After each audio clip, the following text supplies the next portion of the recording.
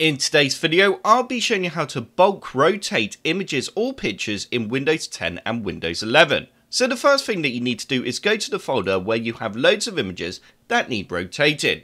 So you can see here I've got quite a few images of a PlayStation 4 controller and a PS3 controller. And they are not rotated the correct way. So I want to actually rotate them all, but I don't want to do it individually because that would take some time.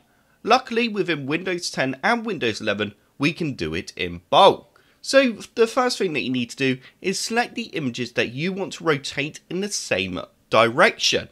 So for example, I've got these two here, and I know if I rotate those two right, they will then both be in the right direction. But if I was to rotate this one right on the right hand side of them both, it will not be in the same direction as the other two. So the first thing that I'm going to do is select these two, right click, and then simply go rotate right. You can now see that those two have rotated right and they are in the correct position. So I've now got these ones here, which are all rotated in the wrong direction as well. So if I right click on these ones and then go rotate left, they're now also in the correct direction.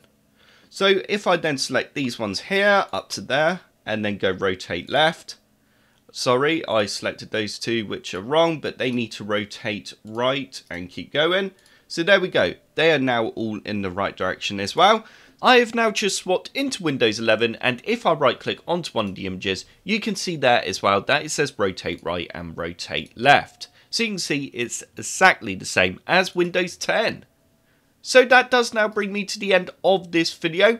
I hope this video helped you out and you enjoyed it. If you did like the video, click the like button below, and if you'd like to see more computer sluggish videos, then click that subscribe button. If you do subscribe, then I will see you in the next video.